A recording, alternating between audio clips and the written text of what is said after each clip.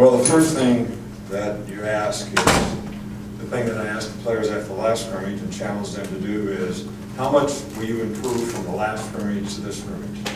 So that's going to happen by what you invest, what you commit to doing, every day in practice, so you're focused on what's happening right now, so that you can make that improvement. So I would say we had a significant number of guys that, made strides. We're better in this game, a lot less anxiety, especially for the young players, but not where we want to be. I think we're still not tackling well on defense, too many missed tackles, too many guys breaking down, not aggressive enough, not enough cleanup, give up a few too many big plays. On offense, last week we were really good in terms of turnovers and taking care of the ball. Today we had the ball on the ground more than we'd like. Threw a couple picks, which we got to not do, so we got to do a better job of taking care of the ball. So, when you're playing against each other, if this guy's doing good, then that guy playing against him who's still on your team may not be doing so good. So it really is hard to evaluate the overall consistency of performance until you watch the film. Now, the scrimmage format today was a little bit different. We played the first, I think, like 55 or 56 plays exactly like a game. Had the headsets, had the coaches in the box, it's going to be in the box, had the coaches on the sidelines, it's going to be on the sidelines. Use the communication for offense, defense, special teams. So we got, when I say 60 plays, I'm talking about total. So a little over 25 for both first teams. First team played against the second team offense. First team defense played against second team offense. First team offense played against second team defense. And then we did some situational stuff, which is good on good, which I think is a little more challenging to the players, especially when you have a significant number of players that we either held out of the scrimmage or were injured and didn't want to take a risk. So, for example, I think 4 guys in front 7 on defense did scrimmage today that we would consider starters. And then we limited the reps of some other guys. So the first team becomes half the second team becomes half the third team. So it's great for the experience of the players and their development, the younger guys to be able to get in those situations, have to be responsible, accountable to do their job. But it's also not totally realistic to see how that unit is really developing. Same thing in the offensive line. We had a couple guys out today in the offensive line. Some of them we held out. We held out Miller Forstall, he's been practicing. We held out Terrell Lewis, he's been practicing. We started a freshman linebacker out there today in Josh McMillan's place. So it's a work in progress. So our focus is still on improvement. We still have several practices where we can make improvement before we start preparation on the Duke game, the first game of the year, which is really important. So the schedule is we're giving the players tomorrow off completely, and then we will practice Monday night, and then we'll be back on Mondays with school starting on Wednesday. We're just one practice every afternoon, and we won't be able to flip the schedule around so we can practice on the night and try to stay out of the heat. Jerome Ford is probably the only guy that got any kind of injury today that I would say he may be out for a week. He got an ankle sprain. We don't think it's all that bad, but Doc thinks it'll be a week. Did an MRI on it and thinks he's okay. We think DJ Dale will be back in practice. He's already practiced some. We didn't let him scrimmage today. O'Brien Ray has already practiced. We didn't let him scrimmage today. Miller Forstall has been practicing. We didn't let him scrimmage today. So, Matt Womack has been practicing. We didn't let him scrimmage today. So we just trying to get our team, sort of healthy. I think now with school starting, maybe we'll be able to get some of these guys back. And I think everybody's got to use this time we have off tomorrow and pretty light on Monday to be able to get some recovery going for themselves. Coach, we'll start here on the left, Michael. There's injury concerns in preseason for NFL with preseason games, and there have been injuries here in the past with scrimmages. Do you change the format of anything with scrimmages to avoid exposures like that for injuries? I don't understand your question. did you limit any of the reps? Do you Well, limit the I just scrimmage? told you, half a dozen guys we didn't scrimmage today. Overall. We limited other guys' reps. Yes, we do. But you know, the question to me is they practice a lot less in the NFL than they used to, and they have just as many or more injuries. So how relative is all that? And if you're going to play football, you need to practice football a certain way so that you don't get injured. And player safety is the number one thing that, you know, we're always concerned about in terms of the way we practice, the things that we do with our players. That's number one. And I don't think football is a dangerous game, but you have to do it correctly. You have to play safely. You got to keep your face up. You can't put your head down. That's going to enhance, you know, head injuries. Wearing the right kind of shoes can help foot and ankle injuries. Getting the proper rest. I mean, there's a 7-year study in the NFL on guys that sleep 8 hours during the season have a 30% less chance of getting injured than guys that don't. So pretty significant, some of these things, in terms of how people need to take care of themselves so that they can stay on the field and avoid injury. Go back over on to Cecil.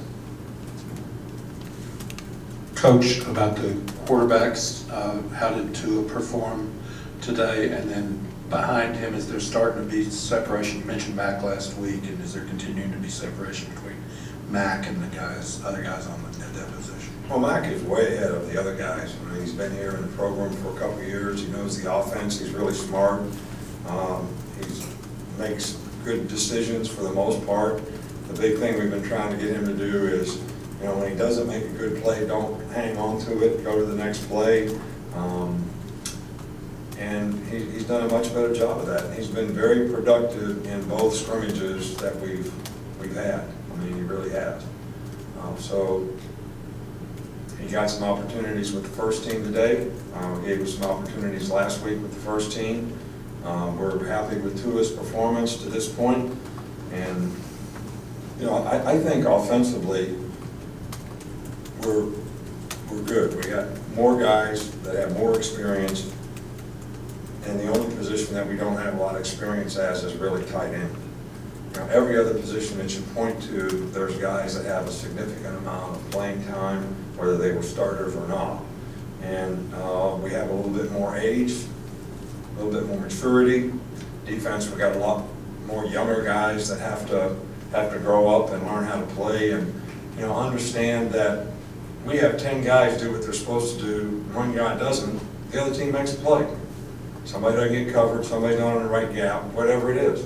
So if you're going to play together on defense, team defense is really important to being successful. And I think that we like these guys, and I think they're going to develop and be able to contribute to our team, and I think it's going to be really important to the success of our team that they do that. On the right, Charlie. You said that you started a freshman and inside backer today. What did you say of him and the other young guys at that position? He did a good job. You know, I like to watch the film. He's a football player. It's important to him. He runs and hits people. Is he where he needs to be in terms of what to do, how to do it, why it's important to do it that way? But when we've had guys like this in the past, whether it was C.J. Mosley playing as a freshman, Hightower playing as a freshman, Rolando McClain playing as a freshman, we just put them in there and play them. And they got to get some on-the-job training. And there's still competition at that position, but you know, he's a guy that has made plays throughout fall camp so far that we're hopeful we'll be able to continue to improve and develop and play like a starter. What have you seen out of the defense's ability to get after the quarterback leading up to today, and then especially today in a more game-like situation? Well, the guys that can get after the quarterback, a lot of them didn't play today. So, you know, 33's been a good pass rusher, 24's been a good pass rusher, 99's developed into a much better inside pass rusher. You know, we want LeBron Ray to develop as an inside pass rusher. He hasn't been out there enough to really be able to evaluate that circumstance. You know, Chris Allen can rush a little bit off the edge. I think King, as a freshman, has some ability to rush. So we've got some guys that certainly need to develop, but I think they have, some opportunity to be able to do that. We'll finish up 2 more quarters back on in the right. I know you mentioned that Miller was held out, but what did you see from the rest of the tight ends during the scrimmage? Some good, some bad. I don't think that we're where we need to be at that position, but those guys are all working hard. It's important to them. They're making progress. They're all improving, and that's all we can ask for. And what I tell players all the time: give us 100% of what you got. Some people think if they're not 100%, they really can't play. Well, we need you to practice and give 100% of whatever you got. I mean, that's how you get better. I mean, there's nobody that's 100% right now. We practice how many practices in the last whatever, and it's been 97 degrees every day. I mean, who's 100%? We hit more than we probably hit all the rest of the year in terms of days, in a row in terms of how you practice, and we try to, change that up as much as we can. So who's 100%? Nobody's 100%. You got to learn how to give 100% of whatever it is you got. Finish up front. How much more comfortable is Tua with playing from under center this year, and how much do you think that could enhance your execution in the red zone? I don't know. I think, when he's under center, he's got a lot better chance of getting the ball off in 2.5 seconds. So that's one of the things that I'm really impressed with.